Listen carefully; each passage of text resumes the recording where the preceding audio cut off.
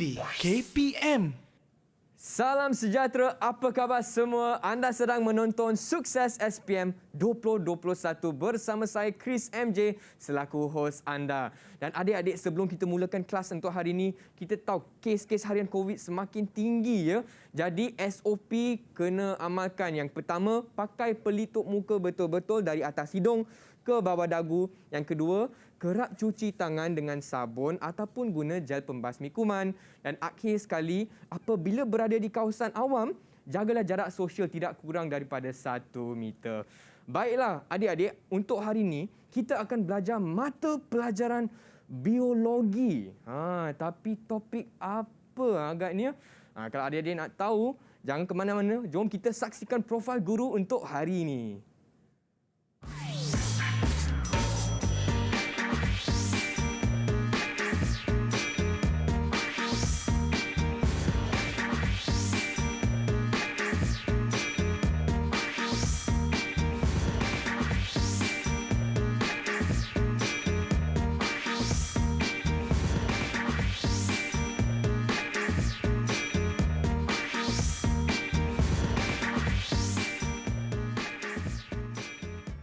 Itu dia bersama saya di studio dan kelas Sukses SPM 2021 pada hari ini ialah Cikgu Zamimah dari Sekolah Sultan Alamsyah Putrajaya. Ya, Hai Cikgu, apa khabar Cikgu? Saya sihat, Chris. Sihat Cikgu. Cikgu Okay, dah makan semua Cikgu? Dah semangat Cikgu? InsyaAllah semangat. Okey, baguslah Cikgu. Cikgu, Chris nak ajak Cikgu ke meja istimewa saya hari Boleh, ini. Chris. Supaya kita boleh bertanggungjawab dan jaga keselamatan ya Cikgu untuk amalkan SOP. Boleh tak Cikgu? Tak ada masalah. Alright. Okey, so siapa Cikgu, dulu? boleh. Saya dulu. Cikgu dulu. Okey, Cikgu. saya dulu ya. Ladies first. Ladies first, thank you. Baik, Cikgu pun, Alright. Chris pun nak pakai. Alright.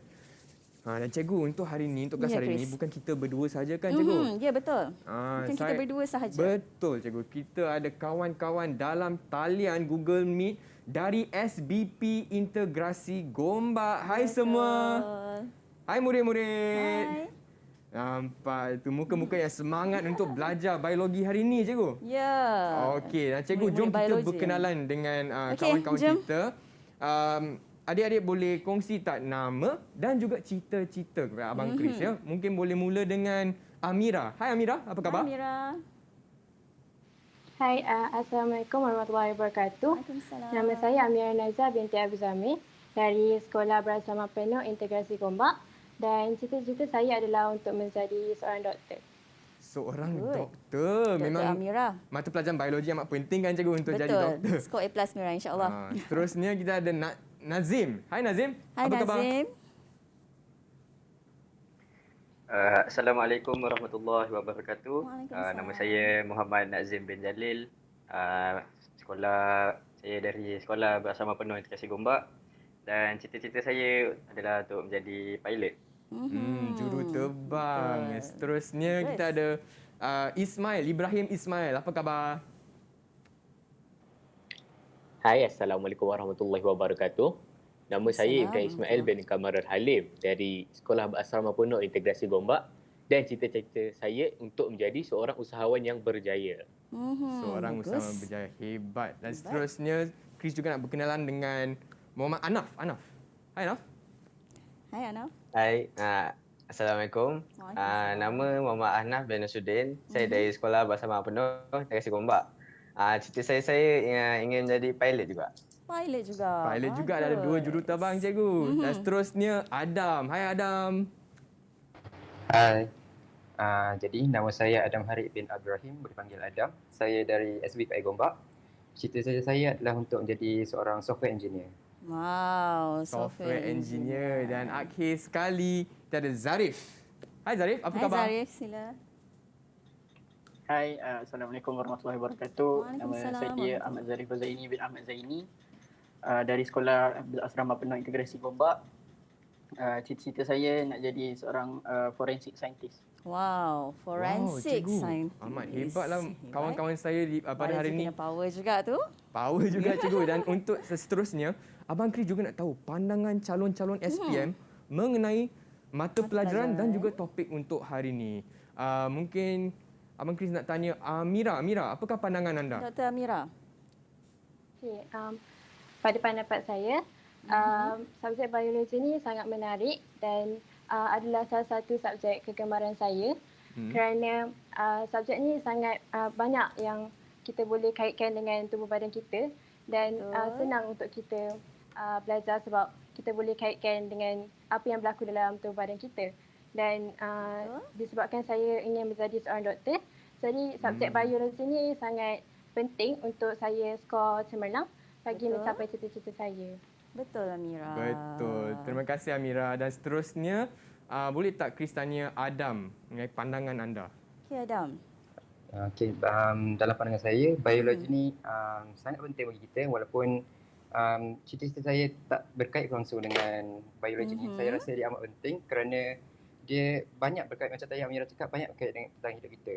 Dia mengajar kita macam mana badan kita berfungsi dan juga apa penyakit-penyakit yang kita kena. Contohnya macam sekarang yang famous tentang vaksin. Jadi kalau kita belajar bio ni, kita tahulah apa yang ada dalam vaksin tu, macam mana vaksin tu dibuat, apa yang vaksin tu buat kat badan kita. Jadi kita tak adalah kongsi maklumat yang salah. Betul Adam. Betul Adam. Chris juga amat bersetuju dengan kan? anda. Dan akhir sekali, mungkin boleh tanya Ahmad Zarif. Okey Zarif. Pada pendapat saya, biologi ni dia adalah asas untuk kehidupan lah. Jadi secara tak langsung kita dapat tahu serba sedikit pasal tentang badan kita dan juga penyakit-penyakit yang ada di sekeliling kita. Betul. Jadi basically untuk pastikan kita kekal sihat dengan mengamalkan cara hidup yang sihat. Betul. Jadi ilmu itu sangat penting. Terima kasih saya punya kawan-kawan yang telah memberi pandangan dari pandangan calon SPM pun Abang Chris dah tahu. Okey. Dan seterusnya, Chris juga nak tanya cikgu untuk kelas hari ini. Apakah yang Chris, kita akan fokus cikgu? Okey, untuk kelas hari ini, setelah beberapa siri kita melalui sukses ni. Jadi untuk hari ini kita akan fokus pula kepada bab 10. Okey, yang bertajuk pengangkutan di dalam manusia dan juga haiwan. Jadi apa pengangkutan tu, taksi ke? Kapal terbang ke? Ramai nak jadi pilot kan? So selepas ni yang kita akan belajarlah cikgu. Selepas ni kita tengok. Dan saya juga nak tanya saya punya kawan-kawan dalam talian. Sedia tak untuk kelas hari ini? Kalau sedia boleh kasih thumbs up macam ni. Baiklah, nampak adik pun dah sedia tapi Chris belum sedia sangat cikgu. Okey Chris. Nak ambil buku nota semua. Boleh. Dan Chris kita cikgu boleh tak rehat sekejap? Boleh, tak ada Alright, dan masalah. adik-adik di rumah jangan ke mana-mana, kita akan kembali lagi di Sukses SPM 2021. Didik TV KPM.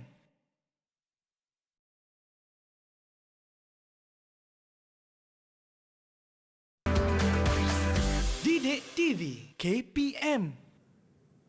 Masih lagi di Sukses SPM 2021 bersama saya Chris MD dan juga Cikgu Zamimah. Ya, dan saya. murid-murid pada hari ini kita akan belajar mata pelajaran biologi, secara khususnya topik pengangkutan dalam manusia dan haiwan. Dan juga haiwan. Tapi Betul, pengangkutan apa tu cikgu? Pengangkutan apa tu? Bunyi dia macam apa pengangkutan? Kalau yang belum belajar biologi, tajuk pengangkutan ni memang dia apa yang kita nak angkut ni dalam manusia.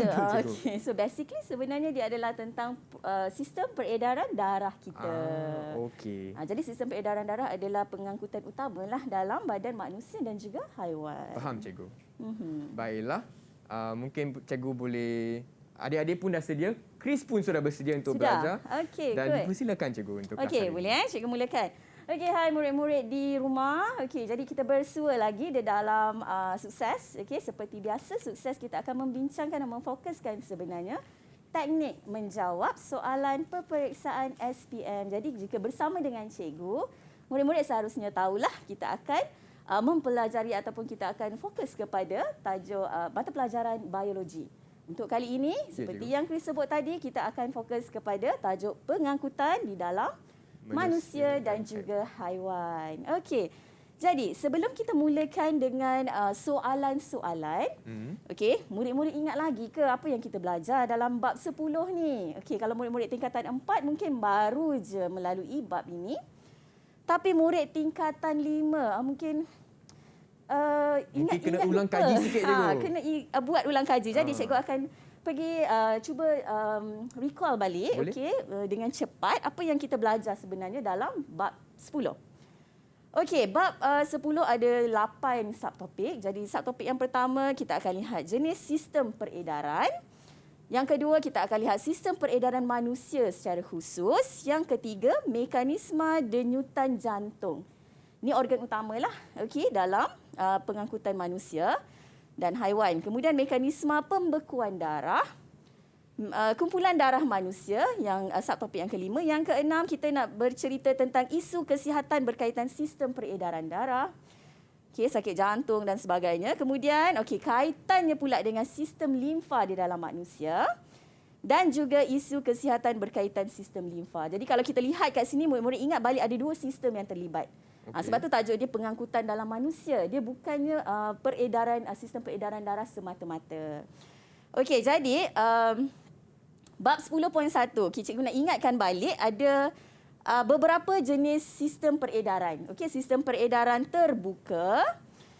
Kita ada sistem peredaran tertutup dan terbuka ni contohnya adalah pada serangga. Kita tak kupas secara detail lah. Murid-murid kena tengok balik. Kalau tak ingat, tengok balik dalam buku teks. Kemudian yang tertutup kita ada sistem peredaran ikan, sistem peredaran amfibia dan sistem peredaran manusia. Seterusnya. Dekat sini cikgu letak banyak gambar-gambar. Gambar-gambar ni semua daripada dalam buku teks. Sebab kebanyakan murid-murid biologi ni dia suka tengok gambar. Jadi dengan melihat gambar-gambar ni, cikgu mengharapkan murid-murid dapat ingat balik. Gambar ni berkaitan apa? Gambar ini berkaitan apa?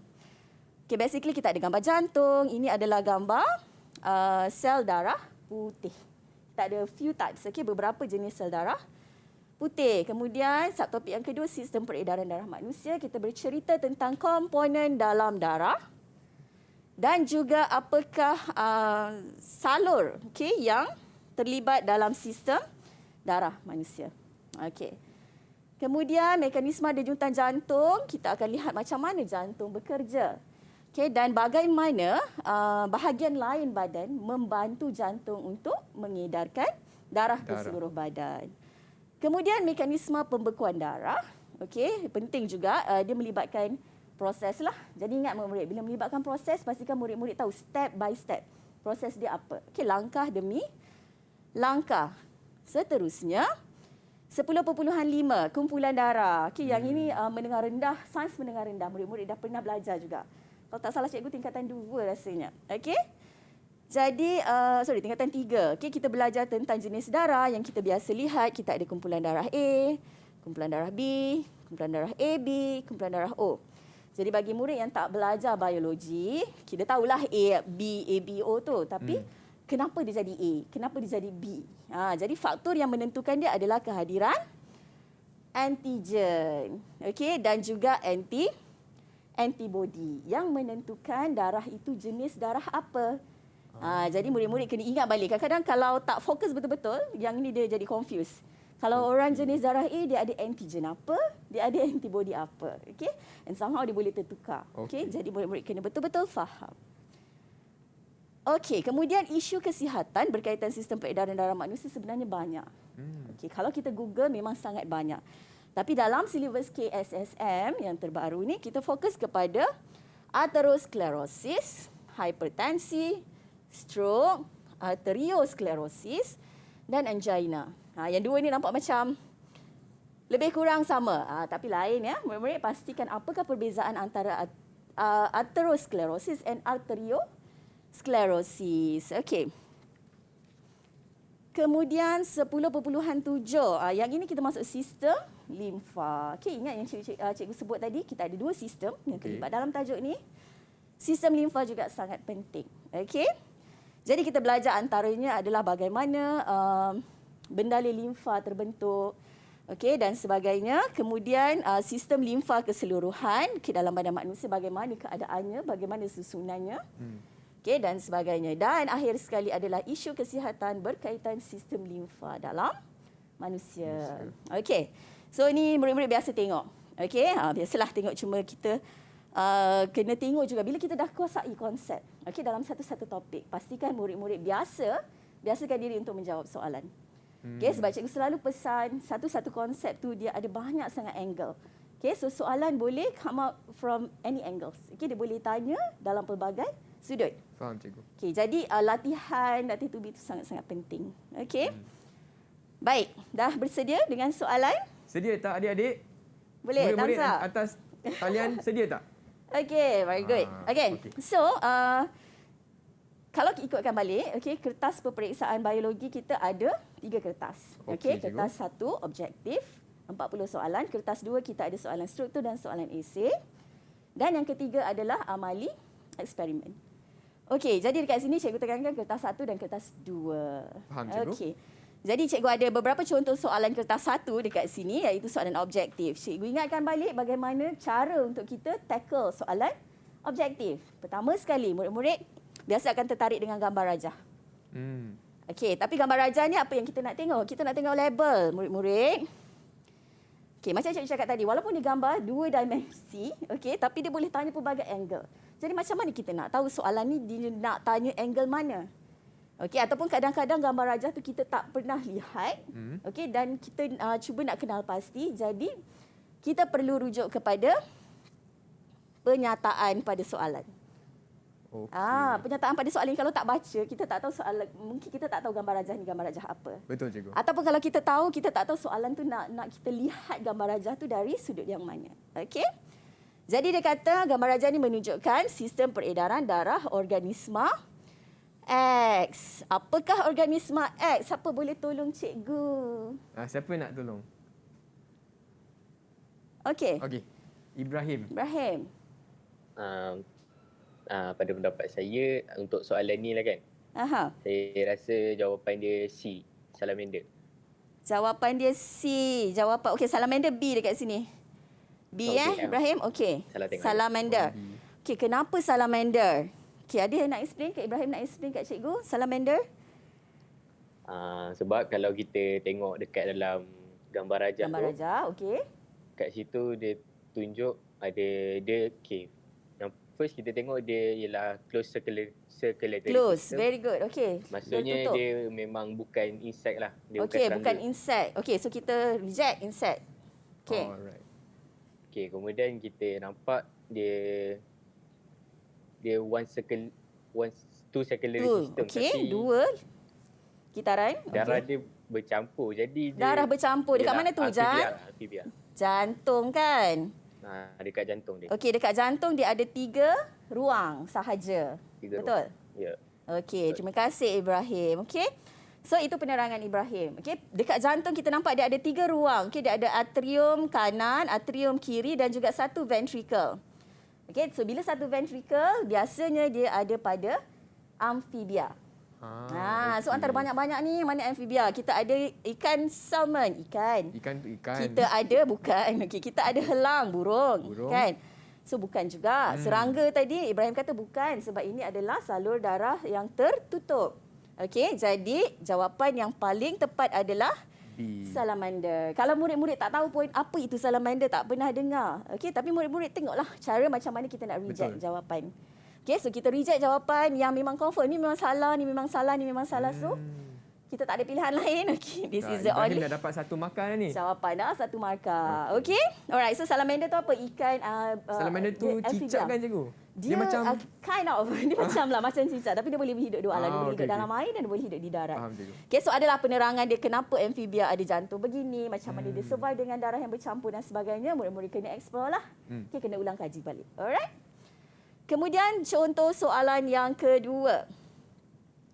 Okey. Kaki. Okey, sekali tengok mungkin murid ingat macam apa elephantiasis. Kaki gajah tu kan. Okey, tapi sebab tu cikgu kata bila kita dah tengok gambar rajah first. Ya. Okey, kita kena baca pernyataan dia. Okey, baru kita tahu gambar ni sebenarnya dia nak tunjuk apa. Okey, so dia kata kat sini rajah menunjukkan keadaan kaki seseorang pesakit lumpuh. So imagine pesakit tu lumpuh, dia tak boleh bergerak. So dia kata dah cakap pun kat sini, tidak boleh bergerak dalam jangka masa yang lama. Okey, cikgu garis tu semua adalah keyword dia ataupun perkataan yang murid kena bagi perhatian. Okey, dan perkataan-perkataan tu akan membantu murid untuk mendapatkan jawapan yang tepat. Okey? Jadi pernyataan manakah yang terbaik menerangkan keadaan kaki tersebut? Siapa boleh tolong cikgu? Cikgu, jom kita tanya doktor kita, cikgu. Doktor. Doktor Amira. Ya, saya. Saya rasa jawapan dia C. tiada pengecutan otak untuk pergerakan benda limfa. Okey, Mira ada penerangan sikit tak tentang jawapan Mira? Kenapa Mira pilih C? Okay. Sikitlah. Jadi kalau kita tengok dekat pernyataan dia tu, Okey. kita ada keyword dia yang dia boleh cakap dia tidak boleh bergerak dalam jangka masa yang lama. So kat situ kita tahu yang pergerakan otot ni dia memberi peranan penting untuk darah mengalir satu hala. Jadi automatically kita boleh ambil C, tiada pengecutan otak untuk pergerakan benda di limfa. Okey, bagus. Cikgu suka penerangan Amira. Sangat jelas dan menunjukkan yang Amira faham. Okey, jadi cikgu tunjukkan lagi sekali macam mana kita nak tackle. Kalau kita tengok yang tadi tu, pilihan jawapan dia pendek-pendek. Ya, cikgu. Jadi kadang-kadang kalau murid yang memang betul-betul kuasai konsep, dia tengok je jawapan tu, dia tahu, okey, ini jawapan dia. Okay, tapi bila jawapan yang panjang macam ni, pastikan murid-murid baca satu persatu. Sebab kemungkinan ada jawapan yang macam lebih kurang sama. Kalau kita tengok dekat sini, okey, kaki ni sebenarnya dia nak tunjuk kaki yang bengkak. Okey, dia membengkak dekat sini bengkak. Okey, bahagian sini pun bengkak. Okey, jadi nodus, adakah bengkakan ini disebabkan oleh nodus limfa tersumbat? Basically, okey, kalau dari segi perubatan boleh jadi kalau saluran limfa tersumbat akan bengkak macam ni. Okey, so mungkin betul. Okey. Kemudian tak apa, kita tanda dulu. Kemudian injap limfa tidak tertutup rapat. So mungkin betul juga sebab salur limfa ni membantu mengawal keseimbangan, okey, cecair di dalam badan juga antara fungsinya. Jadi tiada pengecutan otot untuk pengaliran benda limfa pun betul untuk kaki yang bengkak. Okey, kemudian kurang penurasan di ginjal menyebabkan air terkumpul dalam badan pun sebenarnya betul. Kalau kita lihat keseluruhan sebab keadaan ini adalah keadaan yang general. Kaki bengkak, dia boleh disebabkan oleh pelbagai penyakit. Okey, jadi sebab tu kita kena baca soalan dan pastikan keyword yang tepat. Okey, yang membantu. Betul lah macam Mira cakap tadi, tidak boleh bergerak dalam jangka masa yang lama. Jadi bila pergerakan melibatkan otot. Jadi kita pilihlah jawapan yang paling tepat antara keempat-empat ni, iaitu C. Wow, hebatlah Mira. Okey, tetap jawapan dia C. Betul. So ini salah. Ini salah, ini yang salah. penting dalam soalan tu, cikgu. Betul, dalam soalan ni. Sebab tu cikgu kata kertas satu, murid-murid kena baca betul-betul. Okey, lihat stimulus. Kalau stimulus ni dalam bentuk gambar rajah dan juga baca pernyataan soalan. Keyword dia ada pada pernyataan soalan. Okey? Jadi ada teknik walaupun kertas satu, bukannya murid boleh tembak-tembak saja. Okey, so kertas satu penguasaan konsep mesti kalau boleh SPM tu 100% penguasaan konsep. Okey. Okey, Chris. Okey, cikgu. Alright, so nanti lepas ni kita akan teruskan dengan soalan 3. Okey, soalan 3 adalah kita dah masuk soalan struktur. Okey. Soalan struktur dia ada pula teknik-teknik dia. Alright. Okey, jadi cikgu akan bagi teknik, cikgu akan ulanglah konsep kemahirannya. Okey, macam mana kita nak tackle soalan-soalan tersebut. Okey, cikgu, untuk soalan 3 ni dia dalam kertas 1 ke kertas 2? Yang ni dah kertas 2 cikgu. Oh yes, ini kertas 2 dah. Okey, so sebelum ni kertas 1 kan, yang cikgu? tadi kertas 1. Kertas 1 kita ada soalan, semua soalan objektif. Okey, ada soalan yang 3 pilihan jawapan ataupun soalan yang 4 pilihan jawapan. Ada soalan pilihan jawapan A, B, C ataupun ada pilihan jawapan A, B, C, D. Okey, so murid-murid ada 40 soalan semuanya. Faham cikgu. Semua 40 soalan. So sebelum kita ke kertas 2, cikgu kita rehat sekejap, cikgu? Boleh, Chris. Boleh Dan adik-adik kat rumah jangan ke mana-mana tau. Kita akan tackle kertas 2 selepas ni dan kita akan kembali ke Sukses SPM 2021. Didik TV KPM.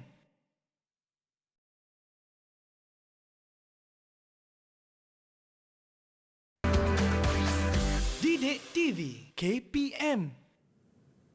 Kembali lagi di Sukses SPM 2021 bersama saya Chris MJ dan juga Cikgu Zam pada hari ini. Ya. Dan cikgu, sebelum rehat, kita pun telah buat soalan contoh untuk kertas 1 mata pelajaran biologi. Tapi sekarang kita akan fokus pula pada kertas 2, cikgu. Betul. Baiklah. Okey, jadi murid-murid, kertas 2 seperti yang murid-murid mungkin dah pernah lalui untuk peperiksaan yang sebelum ni ataupun mungkin sebab kita PDPR kan. So murid-murid mungkin tak dapat nak menghadapi format yang Betul, yang sebenar. Okey, Oh, untuk okey, yang okey. format SPM yang terbaru ni sebab KSSM untuk SPM untuk 2021 adalah format yang terbaru. Faham. Okey. Jadi cikgu terangkan sikit. Kertas 2, okey, kita akan ada beberapa soalan struktur. Okey. Okey, beberapa soalan struktur dan kita ada bahagian B, kita ada bahagian A struktur. Bahagian B kita ada AC, okey, AC untuk respon tertutup. Okey. Okey, ada 2 soalan dan murid-murid perlu pilih 1 soalan sahaja untuk dijawab dan kita ada bahagian C, okey, untuk respon terbuka. AC juga, okey, dan itu ada 1 soalan je dan murid-murid wajib jawab.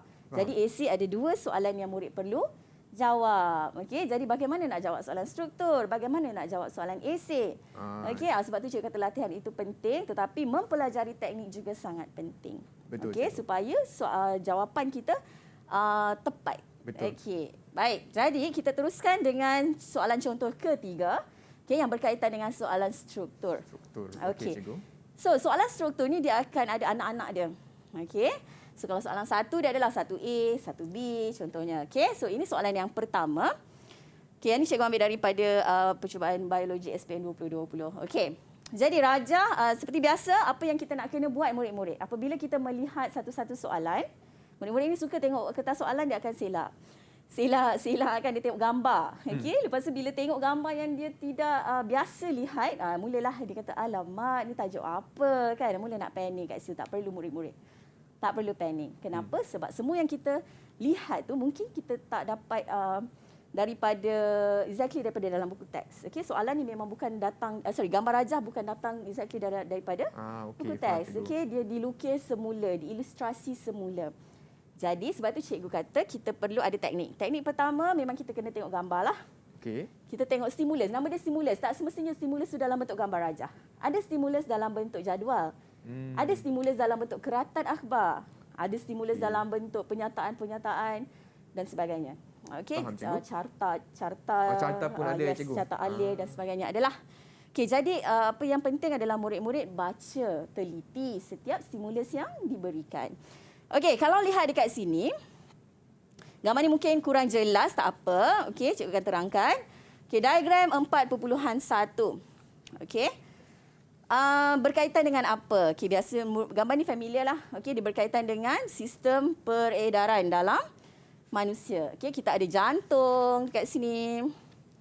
Okey, kemudian kita ada biasa gambar ini adalah menunjukkan gambar blood capillary di antara tisu badan. Okey. Kemudian kita ada salur yang hujungnya tidak bersambung. Okey, biasa kita panggil blind end. Okey, hujung dia di jalan mati. Okey, dan biasanya kalau ada hujung jalan mati ni, okey, itu adalah sistem limfa. Okey, jadi kita dah lihat gambar rajah, kita kena lihat setiap Label, cikgu. label. Betul, label ni setiap label kita kena lihat. Kita ada jantung, kita ada arteri, kita ada salur X, salur Y.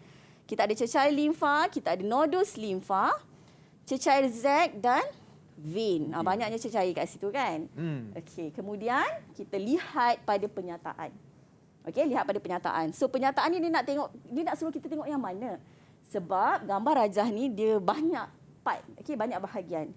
Okey, menunjukkan hubungan. Oh, dia suruh kita tengok hubungan antara sistem peredaran darah dan juga sistem limfa. Dalam haiwan ke dalam manusia? Dalam manusia. Okey, jadi itulah penyataannya. Jadi baru kita nampak, kalau kita tengok, kalau kita baca ni, kita akan nampak gambar tu lagi jelas. Betul, cikgu. Kan? Lagi jelas kita nampak. Okey, jadi soalannya adalah, disuruh namakan. Mana soalan ni hilang Sorry. Ada tak soalan, cikgu? Sekejap, cikgu tengok yang sebelah. Okey. Tertinggal soalan dia. Okey, sebenarnya dia suruh namakan. Okey. Dia minta kita namakan apakah salur X dan apakah salur Y. Okey, 2 markah. Jadi kita tengok gambar rajah, kita baca penyataan, kita baca soalan dan tengok markah. Faham, cikgu. Okey, lihat pada markah. Markah ni untuk memandu kita, okey, untuk menentukan berapa panjang jawapan kita. Okey, adakah dia nak jawapan yang panjang-panjang ke? Okey, biasanya kalau 2 markah dia nak 2 penyataan. So 1 penyataan. Satu-satu cukup tak, cikgu? Satu cukup lah. Okey. Jadi apakah jawapannya? Cikgu dah tunjuk dah tadi. Okey, siapa boleh jawab? Ada yang nak jawab? Adam. Saya. Okey, Adam. Salur X. Apa salur X? Salur X, blood capillary atau capillary darah. Capillary darah. Okey, salur X, blood capillary ataupun capillary darah. Okey. Salur Y, siapa nak jawab pula? Apa tadi?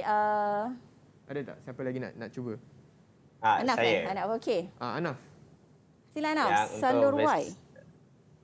Untuk vessel Y tu lymph node atau capillary node. Lymph node ataupun? Lymph node dengan capillary lymph. Okey, dia nak apa? Dia nak apa ni, Anaf? Salur. So salur apa? Lymph capillary. Okey. Lymph capillary dengan lymph node adalah struktur yang berbeza. Okey, yang mana satu? Lymph node ke lymph capillary? Salur limfa ke ataupun nodus limfa? Anaf. Capillary lympha. Capillary limfa. Betul. Salur kan, cikgu? Salur kan? Okey, terima kasih Anaf, terima kasih Adam. Jadi salur X adalah kapilari darah. Betul. Okey, mana satu tadi salur markah. X? Salur X dekat sini. Okey, ni salur X. Jeng. Okey, salur X. Okey, dan salur Y dekat mana tadi salur Y? Okey, ini adalah salur Y. Nampak? Dia tunjukkan pada salur yang ada jalan mati. Salur dia tidak berkitar, tidak bersambung. Okey? Kalau kita tengok kat sini lah, kita tak nampak sangat. Okey, so Y adalah kapilari limfa. Dah 2 markah. Dah 2 markah dah. Okey, soalan senang. Seterusnya, terangkan bagaimana cecair Z terbentuk. Okey, apa yang kita nak tengok? Gambar rajah masih gambar rajah yang sama. Okey, kata kerja pada soalan. Okey, kata kerja pada soalan juga menerangkan bagaimana kita nak menjawab. Tadi kata kerja menyatakan. Okey, nyatakan. Okey. Yang ini dia kata terangkan.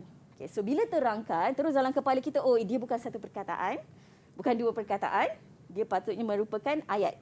Okey, sama ada 1 ayat atau 2 ayat. Sekurang-kurangnya 2 ayat. Okey, sebab dia nak menerangkan bagaimana cecair Z terbentuk. Jadi murid-murid kena tahulah apa itu cecair Z. Okey. Kemudian markah. Okey, kemudian kita lihat pada markah. Markah dia 2 markah. Okey, walaupun kita tahu cecair Z ni dia terjadi macam ni. Panjang prosesnya, tapi adakah kita nak buat semua proses dalam soalan ni?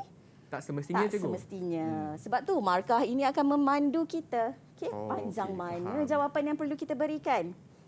Okey, jadi cikgu akan ada siapa nak cuba ke? Ada siapa-siapa yang boleh bagi point? Bagi 2 point lah untuk jawapan ini. Saya boleh tanya, siapa belum cuba tadi? Nazim belum cuba jawab kan, Nazim? Boleh cuba tak? Okey, Nazim. Nazim tahu cecair Z tu apa, Nazim? Okey. Cecair Z tu saya rasa pada pendapat saya cecair Z tu adalah cecair intestis. Cecair intestis, interstitial fluid, cecair di antara tisu. Okey? Okey, jadi apakah poin Nazim? Okey, untuk poin saya bagi cikgu 2 poin. Nak 2 markah kan? Okey. Tekanan hidrostatik tinggi berlaku di hujung arteriol dan di dalam kapilari.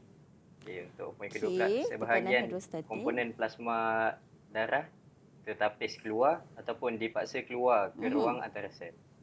Okey, very good. Okey, jadi berkaitan dengan tekanan hidrostatik yang tinggi dan sebahagian daripada komponen darah keluar daripada salur darah dan terbentuklah cecair Z.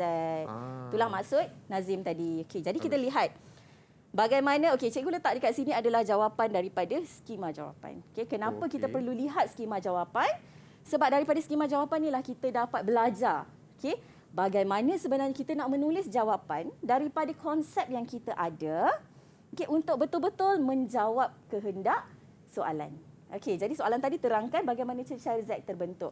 Okey, kalau kita tengok poin yang pertama dekat sini. Okey, cecair Z adalah cecair interstis. Okey, interstis. Okey, adakah dia minta nama cecair Z? Dia tak minta nama cecair Z. Okey, tapi sebab cecair Z tu dia tidak dinyatakan di mana-mana bahagian soalan, berkemungkinan nama untuk cecair Z ataupun menyatakan apa itu cecair Z akan boleh memperolehi 1 markah. Okey. Okey? Jadi kalau misalnya soalan esei, kalau ada soalan yang macam ni, dia tak minta nyatakan, tapi dia suruh terangkan tentang struktur tersebut. Jadi murid-murid boleh simply tulis je, apakah struktur itu dulu. Kemudian baru sambung dengan penerangan. Okay, sebab dia akan ada markah dekat situ. Betul. Okey. Okey, kemudian diameter hujung arteriol lebih besar. Okey, murid-murid tahulah arteriol tu di bahagian mana daripada capillary. Okey, arteriol tu macam tube yang besar. Lepas tu dia bercabang menjadi capillary yang kecil. Okey, kenapa ada slash kat sini? So ada beberapa pilihan susunan ayat yang murid-murid boleh tulis. Okey, tak semestinya kita expect murid akan tulis exactly sama macam skema tak. Yang penting penerangan itu jelas. Okey, ataupun jantung mengepam darah bertekanan tinggi masuk ke dalam capillary. Basically sebenarnya dia nak menerangkan bagaimana high hydrostatic pressure ataupun tekanan hidrostatik yang tinggi tadi terbentuk. Okay, sebab murid-murid ni memang dia familiar dengan tekanan hidrostatik tinggi, Okay, tapi dia akan lupa step ni, penyataan ni, okay, untuk penerangan. Okay, sebab tu cikgu kata bila awak go through ataupun awak buat latih 2B bersama-sama dengan skema jawapan, awak akan nampak skema jawapan poin yang pertama dia cerita pasal apa. The next step dia cerita tentang apa. The next step dia cerita tentang apa. Okay, so that you will dapat lebih faham juga. Yes, lebih cara faham teknik proses nak jawab. dan juga awak tak terlepas poin. Okey. Okey, dan yang ini, poin yang ketiga baru masuk tekanan hidrostatik yang tinggi. Okey, poin yang Nazim sebut tadi. Okey. Dan kemudian last kali sebahagian komponen plasma darah tertapis keluar. Okey, jadi murid-murid di antara keempat-empat ni kalau 2 poin, okey, dua markah saja dibagi, memang kebanyakan murid akan jawab 2 yang terakhir ni lah. Okey, tapi sekiranya soalan ini daripada soalan esei yang memberikan 4 markah, jadi inilah poin-poin yang murid-murid boleh kembangkan. Faham cikgu. Jadi tadi Nazim dah dapat 2 markah lah cikgu? Yes, Nazim dah dapat 2 markah. Congrats Nazim. Congrats. Okey. Alright, kita teruskan lagi. Soalan 5. Soalan contoh 5, okey. Erythroblastosis fetalis, sejenis penyakit. Okey. Cikgu tak translate, sorry. Okey, sejenis penyakit, maaf penyataan dalam bahasa Inggeris pula. Okey, type of hemolytic disease. Okey, penyakit hemolytik. Okey, dia destruction of red blood cell in babies. Berlaku kerusakan dalam bayi dalam kandungan. Okey. Occurs in second and subsequent pregnancy. Pada kandungan kedua dan kandungan yang seterusnya. Maksudnya dia tidak melibatkan kandungan yang pertama. Disebabkan oleh rhesus factor. Okey, faktor rhesus. Jadi murid tahulah apa faktor rhesus. Kalau rasa macam, apa faktor rhesus ni macam pernah dengar tapi tak pernah, tapi tak ingat, okey, ataupun tak boleh nak terangkan semula. Itulah apa yang membawa murid untuk mengulang kaji semula. Okey, terms-terms yang murid-murid tak ingat tadi. Okey, soalannya, terangkan bagaimana situasi ini boleh berlaku, walaupun sistem peredaran darah fetus dengan ibu adalah berasingan. Okey, sistem peredaran darah fetus berasingan daripada sistem peredaran darah ibu. Okey, jadi 6 markah. Okey, jadi apakah poin dia? Okey, bagi cikgu 2 poin dulu. Murid-murid rasa boleh tak bagi poin tentang rhesus factor? Okey, mungkin Amira nak cuba tak? Amira nak cuba? Bagi 2 poin. Jadi jika ibu tu adalah rhesus negatif dengan bayi tu adalah rhesus positif, pada pregnancy yang pertama, waktu akhir pregnancy tu darah anak akan bercampur dengan darah ibu. Jadi dia akan menyebabkan badan ibu tu akan menghasilkan antibody terhadap antigen D, iaitu rhesus factor. Okey, terima kasih Mira. Memang penerangan rhesus factor ni agak panjang. Okey, kita nak 6 markah. Jadi cikgu nak lagi 2 poin. Siapa yang boleh bagi? 2 poin lagi. Siapa yang belum jawab lagi hari ni? Okey. Siapa tu? Zarif kan? Zarif, okey. Okey. Jadi lepas darah ibu tu dia dah menghasilkan antibody terhadap antigen Rh, kehamilan pregnancy pertama tu dia akan selamat. Okey. Tapi kehamilan bayi yang positif rhesus ni kali kedua, antibody dia akan menyerang sel darah merah fetus. Okey, terima kasih. Betul. Okey, memang murid-murid boleh menerangkan sebab maksudnya konsep dia kukuh. Okey, murid-murid faham tentang proses, tapi bagaimana cara nak menulis. Okey, untuk mendapatkan poin. Okey, jadi cikgu sediakan, dia banyak sebenarnya. Kita ada 6 kan? Okey, jadi dia ada Cikgu ada 9 poin. Okey, cikgu ada 9 poin dekat sini. Jadi poin-poin ni menerangkan, okey, apakah sebenarnya proses tu. Sebab tu cikgu cakap jangan risau untuk membuat latih to be. Okey, especially untuk soalan esei. Kenapa? Sebab jawapan-jawapan pada soalan esei dia menerangkan tentang konsep tersebut. Jadi secara tak langsung murid-murid akan lihat macam mana yang dia buat ayat, macam mana yang dia menjawab soalan. Dan dan juga dia lihat, okey, dia ulang kaji balik. Oh, ini rupanya proses dia. Mungkin murid-murid dah lupa. So, bila dia baca keseluruhan proses, dia akan ingat semula. Faham, cikgu. Okey, so this is the, ini adalah poin-poin untuk research factor. Okey, so murid-murid kena ulang kaji baliklah kalau murid-murid tak ingat. Okey. Kemudian, okey, sebenarnya cikgu nak tunjuk contoh. Kejap, ini dah masuk esei lah. Okey. Okey. Cikgu boleh tak teruskan untuk soalan sebelum ni soalan struktur? Yes, tadi soalan struktur. Okey, yang ini sebenarnya dah masuk soalan esei sebab dia dah 6 markah. Okey. Sekejap yang ni tadi soalan soalan 6 markah kan? Okey, soalan 6 markah dia dah masuk soalan esei lah. Okey, so tadi murid-murid dah dapat 6 markah kan cikgu? Okey, dah boleh dapat 6 markah kalau murid-murid buat mengisi antara 6 antara poin-poin ini. Okey, so daripada keseluruhan proses tu sebenarnya tak perlu murid-murid nak explain satu ayat tu panjang-panjang. Sebab satu ayat tu dia boleh dapat 1 markah. Satu ayat yang ringkas boleh dapat satu markah. Okey, so murid-murid boleh buat ulang kaji. Okey, dan akhir sekali soalan esei juga berkenaan dengan jantung. Okey, kita nampak ni jantung. Okey, seperti yang cikgu cakap tadi, bila ada gambar rajah pastikan baca dia punya label. Okey, dan ada X kat sini. Betul. Chris pun dah pandai kan. Dan penyataan soalan akan menjelaskan lagi apakah gambar rajah tersebut ataupun di sudut mana yang soalan perlu kita lihat gambar rajah tersebut.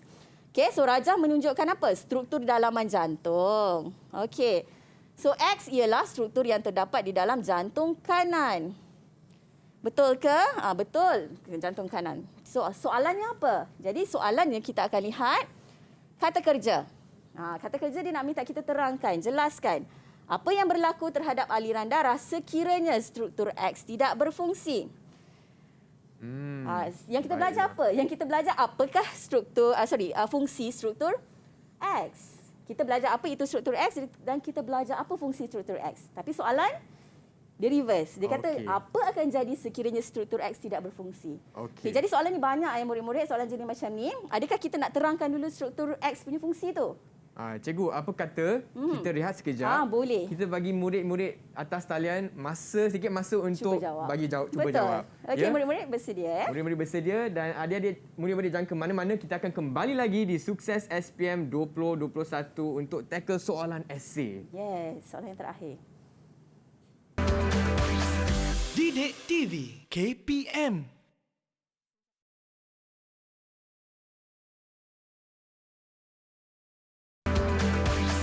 Didik TV KPM.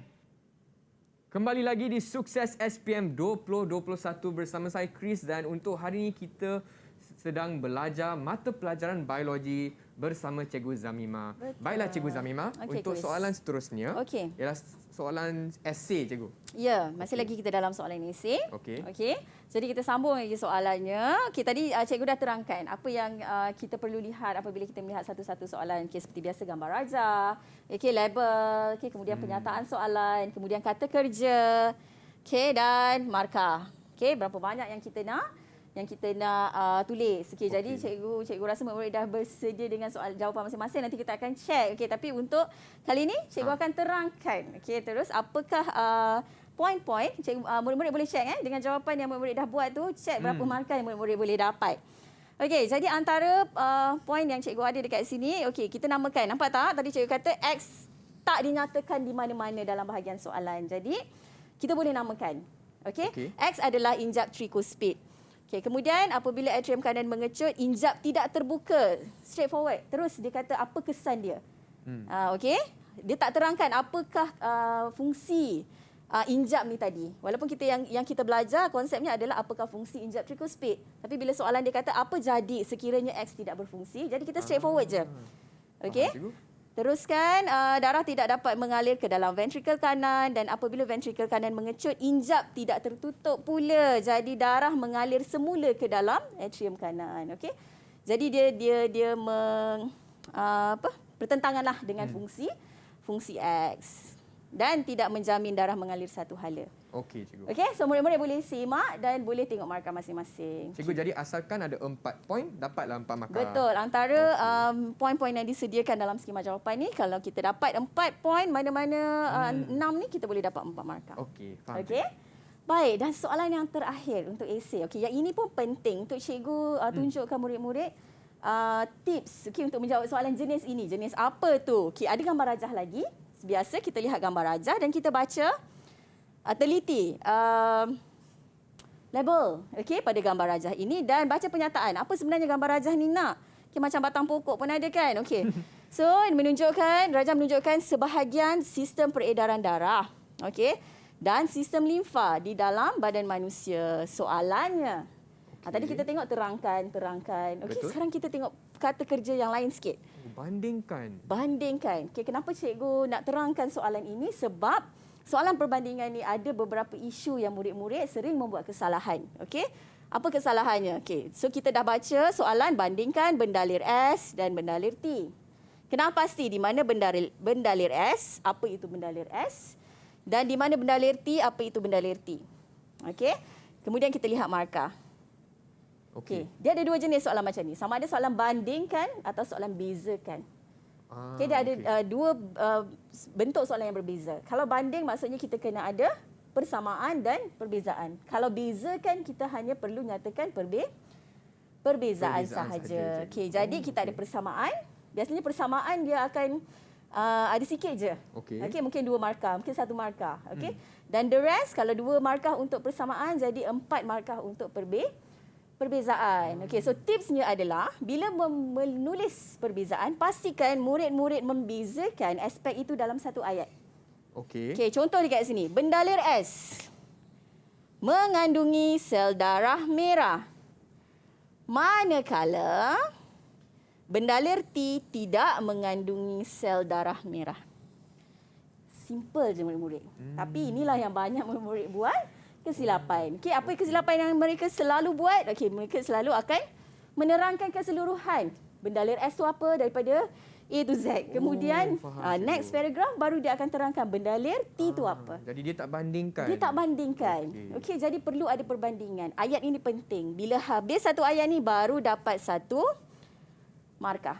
Okey, ayat yang kedua contohnya bendalir S mengandungi kurang sel darah putih. Manakala bendalir T mengandungi lebih banyak sel darah putih.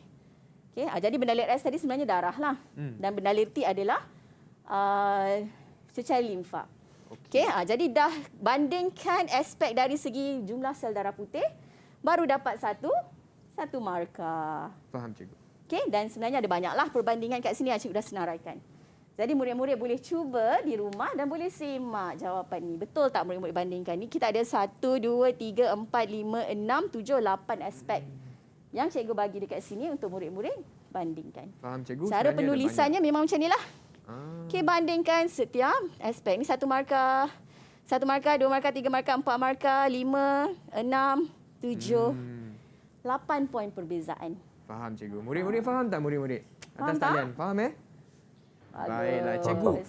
Chris juga nak tanya, mungkin cikgu Chris boleh kongsi sikit rumusan atau teknik tips untuk calon-calon SPM mengenai mata pelajaran biologi, cikgu. Okey, terima kasih Chris. Alright. Jadi untuk peperiksaan SPM, okey. Peperiksaan ni dia ada 3 fasalah: sebelum, semasa dan selepas. Okey, so murid-murid kena tahu sebelum peperiksaan bermula pastikan murid-murid memang betul-betul menguasai konsep. Okey, cara penguasaan konsep tu macam yang cikgu bagi tahu tadilah. Okey, pastikan murid-murid buat latih tubi, okey, buat bacaan, buat ulang kaji dan sebagainya. Ikutlah kaedah ataupun aktiviti program yang cikgu di sekolah ajarkan, aturkan. Kemudian di masa peperiksaan tu, okey, cikgu dah terangkan tadi juga, dah sebut beberapa kali. Baca soalan dengan betul, okey, dan step by step. Tengok gambar rajah, teliti apa yang ada pada gambar rajah, baca pernyataan pada soalan, kenal pasti kata kerja, okey, pada soalan tu. Markah, okey, pada soalan. Okey. Satu lagi yang cikgu lupa nak sebut adalah ruang menjawab. Kalau untuk soalan struktur, ruang menjawab itu juga adalah antara indikator, penunjuk berapa panjang jawapan yang perlu kita tulis. Wow, okey. Baiklah cikgu. Dan nampaknya loceng pun sudah berbunyi untuk kelas seterusnya.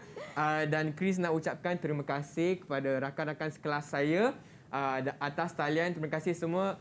Murid-murid hari ini belajar tak mengenai teknik-teknik dan tips untuk jawab soalan biologi? Kalau dapat belajar banyak, boleh tunjuk thumbs up macam ni. Baiklah, dan saya juga nak ucapkan terima kasih kepada Cikgu Zamima untuk berkongsi banyak tips dan teknik. Dan Chris pun kalau nak buat SPM tahun ni, saya akan lebih yakin lah.